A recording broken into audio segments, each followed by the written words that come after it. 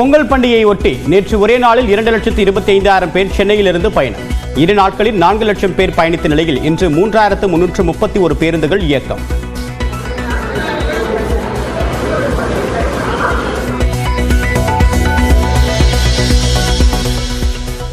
சென்னை தாம்பரத்தில் தென் மாவட்ட ரயில்களில் நிரம்பி வழிந்த கூட்டம்.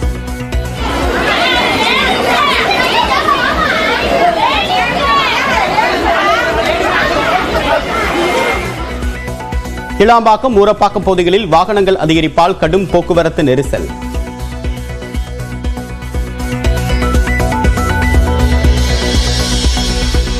பொங்கல் பண்டிகையை ஒட்டி சென்னை எழும்பூரிலிருந்து கோவை வழியாக நாளை மங்களூருவுக்கு சிறப்பு ரயில். பண்டிகைக்கு பிறகு 19ஆம் தேதி ராமநாதபுரத்திலிருந்து தாம்பரத்திற்கு சிறப்பு ரயில்கள் இயக்கம்.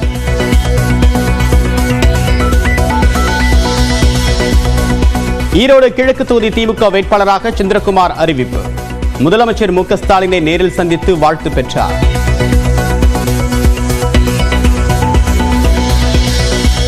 இடைத்தேர்தலை புறக்கணிப்பதாக அதிமுக பொதுச் செயலாளர் எடப்பாடி பழனிசாமி அறிவிப்பு. ஜனநாயக ரீதியில் நடக்கக்கூடிய நம்பிக்கை இல்லை என்று போட்டியிலிருந்து தேமுதிகவும் விலகல்.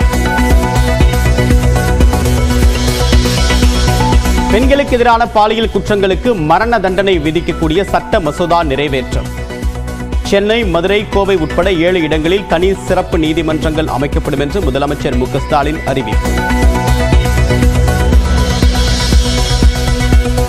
அனைத்து பணிகளையும் விட்டுவிட்டு விவசாயம் செய்ய செல்லலாம் என்று மனைவியிடம் கூறினேன். திருச்சியில் நடைபெற்ற பொங்கல் விழாவில் ஆளுநர் ஆர்.என். ரவி பேச்சு. தஞ்சை, திருவாரூர், நாகை, மயிலாடுதுறை, புதுக்கோட்டை மாவட்டங்களில் இன்று கனமழைக்கு வாய்ப்பு. வானிலை ஆய்வு மையம் கணிப்பு.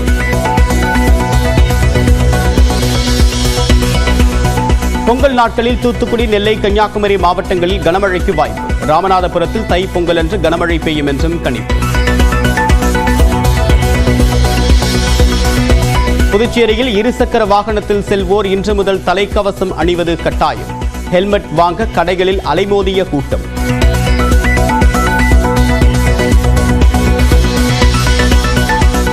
மதுரையில் சிறுமிக்கு பாலியல் தொல்லை அளித்த சிறப்பு உதவி ஆய்வாளர் கைது செய்யப்பட்டதை தொடர்ந்து பணியிடை நீக்கம். கேரளாவில் 5 ஆண்டுகளாக பாலியல் வன்கொடுமைக்கு உள்ளாக்கப்பட்ட மாணவி.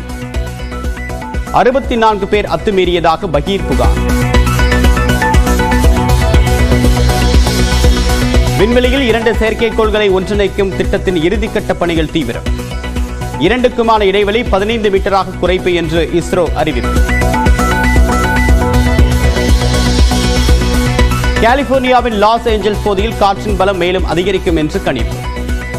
1.5 லட்சம் பேர் வீடுகளை விட்டு வெளியேறவும் உத்தரவு.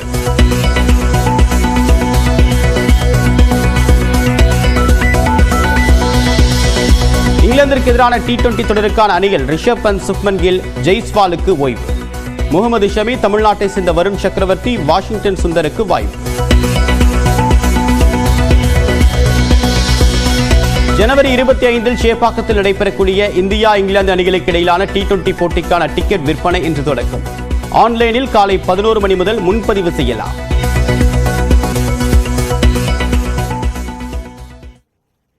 சென்னை, சேலம் உள்ளிட்ட பெருநகரங்களில் இருந்து பொங்கல் பண்டிகை கொண்டாட சொந்த ஊருக்கு செல்லக்கூடிய பயணிகளால் கூட்டம் நிரம்பி வழிந்தது. பொங்கல் பண்டிகை கொண்டாட 2வது நாளாக சென்னையில் இருந்து சொந்த ஊர்களுக்கு லட்சக்கணக்கான மக்கள் சென்றனர்.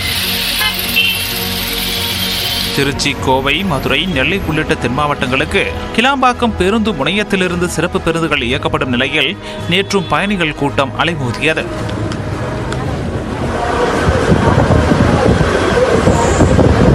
நள்ளிரவிலும் பயணிகள் சாறை சாறையாக பேருந்து முனையத்திற்கு வந்த வண்ணம் இருந்தனர்.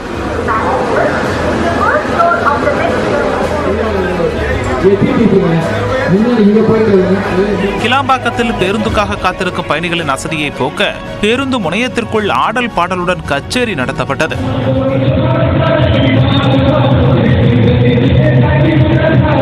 அப்போது பயணிகளும் உற்சாகமாக நடனமாடியும் மகிழ்ந்தனர்.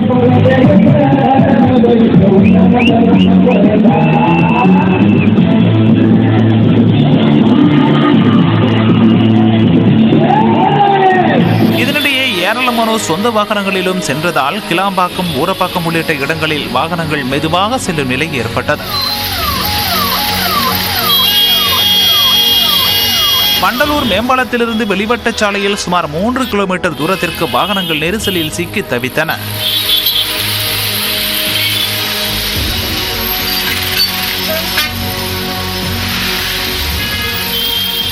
இந்நிலையில் தாம்பரம் ரயில் நிலையத்திலும் ஏராளமான பயணிகள் குவிந்தனர். தென் மாவட்டங்களுக்கு சென்ற ரயில்களில் முன்பதிவில்லா பெட்டிகளில் நின்று செல்லக்கூட முடியாத அளவுக்கு கூட்டம் நிரம்பி வடித்தது.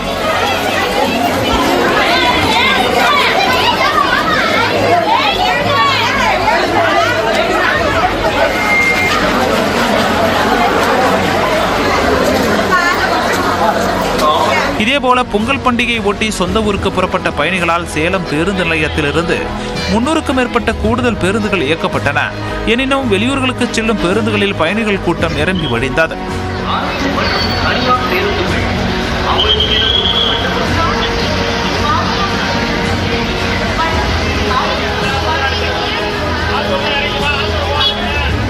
ஞாயிற்றுக்கிழமையான இன்றும் ஏராளமானோர் பயணம் செய்வர் என எதிர்பார்க்கப்படுவதால் கிளாம்பாக்கம், கோயம்பேடு, மாதவரம் பேருந்து நிலையங்களிலிருந்து வழக்கமாக இயக்கப்படும் 2092 பேருந்துகளுடன் 1239 பேருந்துகளும் சேர்த்து 3331 பேருந்துகள் இயக்கப்படும் என அரசு போக்குவரத்து துறை தெரிவித்துள்ளது.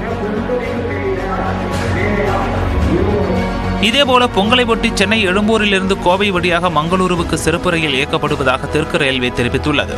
நாளை பிற்பகல் 3 மணிக்கு சென்னை எழும்பூரிலிருந்து புறப்படும் சிறப்பு ரயில் அரக்கோணம், காட்பாடி, சேலம் வழியாக கோவைக்கு இரவு 11:27 மணிக்கு சென்றடையும் என குறிப்பிடப்பட்டுள்ளது. இதேபோல பொங்கல் பண்டிகையை முடித்துவிட்டு சென்னை திரும்புவோருக்கு வசதியாக வரும் 19ஆம் தேதி ராமநாதபுரத்திலிருந்து தாம்பரத்திற்கு சிறப்பு ரயில் இயக்கப்படுகிறது. 19ஆம் தேதி பிற்பகல் 3:30 மணிக்கு ராமநாதபுரத்திலிருந்து புறப்படும் சிறப்பு ரயில் சிவகங்கை, பட்டுக்கோட்டை, திருவாரூர், சிதம்பரம், கடலூர், விழுப்புரம் வழியாக வரும் 20ஆம் தேதி அதிகாலை 3:30 மணியளவில் தாம்பரத்தை அடையும் என தெற்கு ரயில்வே குறிப்பிட்டுள்ளது. ஈரோடு கிழக்கு தொகுதியில் திமுக போட்டியிடக்கூடிய நிலையில் முன்னாள் எம்எல்ஏ வி.சி. சந்திரகுமார் வேட்பாளராக அறிவிக்கப்பட்டுள்ளார்.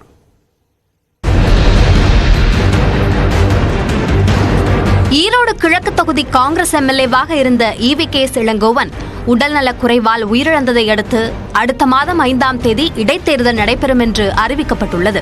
இதில் இந்தியா கூட்டணி சார்பில் யார் போட்டியிடுவார்கள் என்ற எதிர்பார்ப்பு எழுந்த நிலையில் திமுக போட்டியிடும் என்று காங்கிரஸ் மாநில தலைவர் செல்வ பெருந்தகை அறிக்கை வெளியிட்டார். இந்நிலையில் திமுக சார்பில் வி.சி. சந்திரகுமார் போட்டியிடுவார் என்று அக்கட்சியின் தலைவரும் முதலமைச்சருமான மு.க.ஸ்டாலின் அறிவித்துள்ளார். இதனைத் தொடர்ந்து முதலமைச்சர் மு.க.ஸ்டாலினை சென்னை சித்தரஞ்சன் சாலையில் உள்ள அவரது இல்லத்தில் சந்திரகுமார் சந்தித்து வாழ்த்து பெற்றார். அப்போது மூத்த அமைச்சர்கள் பலர் உடன் இருந்தனர். தனித்தனியா கட்சி நின்னாலும் சரி, எல்லா கட்சிகளும் கூட்டணி அமைத்து, கள்ள கூட்டணி அமைத்து ஒற்றுமையாக ஒன்னா நின்று எதிர்த்தாலும் சரி, இந்த தேர்தலிலே கதாநாயகன் என்று சொன்னால் எங்களுடைய தலைவர் தளபதியினுடைய மக்கள் நல திட்டங்கள் தான் கதாநாயகனாக இருக்க போகிறது. அதனால யார் எப்படி வந்தாலும் சரி, இந்த தேர்தலில் திராவிட முன்னேற்ற கழகம் ஒரு வரலாற்று சிறப்புமிக்க வெற்றியை பெறப்போகின்றது. ஈரோட்டில் ஜவுளி மொத்த வியாபாரம் செய்து வரும் வி.சி. சந்திரகுமார் பொது நிர்வாகத்தில் முதுநிலை பட்டம் பெற்றுள்ளார். 1987ஆம் ஆண்டு திமுக வார்டு பிரதிநிதியாக இருந்த அவர் விஜயகாந்த் ரசிகர் மன்ற மாவட்ட தலைவராகவும் செயலாற்றி வந்தார். விஜயகாந்த் கட்சி தொடங்கியதும் அவரின் நம்பிக்கைக்குரியவர்களில் ஒருவரான வி.சி. சந்திரகுமார் தேமுதிகவின் கொள்கை பரப்பு செயலாளராக நியமிக்கப்பட்டார். 2011ஆம் ஆண்டு ஈரோடு கிழக்கு தொகுதியாக பிரிக்கப்பட்டதும் தேமுதிக சார்பில் போட்டியிட்டு வென்ற வி.சி. சந்திரகுமார் அந்த தொகுதியின் முதல் எம்எல்ஏ என்ற அந்தஸ்தை பெற்றார். இதனைத் தொடர்ந்து 2016ஆம் ஆண்டு தேமுதிக மக்கள் நல கூட்டணியுடன் கைகோர்த்ததால் அதிருப்தி அடைந்த வி.சி. சந்திரகுமார் தனது ஆதரவாளர்களுடன் மக்கள் தேமுதிக என்ற அமைப்பை தொடங்கினார். அந்த தேர்தலில் ஈரோடு கிழக்கு தொகுதியில் திமுக ஆதரவுடன் உதயசூரியன் சின்னத்தில் போட்டியிட்ட வி.சி. சந்திரகுமார் அதிமுக வேட்பாளர் தென்னரசுவிடம் தோல்வியடைந்தார். அதன் பிறகு மக்கள் தேமுதிக அமைப்பை கலைத்த வி.சி. சந்திரகுமார் திமுகவில் இணைந்தார். பின்னர் அக்கட்சியின் கொள்கை பரப்பு அணியின் மாநில இணை செயலாளராக நியமிக்கப்பட்டார். 2017ஆம் ஆண்டு நடைபெற்ற ஆர்.கே. நகர் இடைத்தேர்தலில் பகுதி பொறுப்பாளராக செயல்பட்டார். ஆனால் அந்த தேர்தலில் 13.94% வாக்குகள் மட்டுமே பெற்று திமுக டெபாசிட் இழந்தது. இதனைத் தொடர்ந்து 2019 மக்களவைத் தேர்தலில் சேலம் தொகுதி பொறுப்பாளராகவும் 2021 சட்டமன்ற தேர்தலில் குமாரபாளையம் தொகுதி பொறுப்பாளராகவும் பணியாற்றினார். அரவக்குறிச்சி, விக்கிரவாண்டி இடைத்தேர்தல்களிலும் முழுநேர தேர்தல் பணி மேற்கொண்ட சந்திரகுமார் 2026 சட்டமன்ற தேர்தலுக்கான குமாரபாளையம் தொகுதி பொறுப்பாளராகவும் இருப்பது குறிப்பிடத்தக்கது.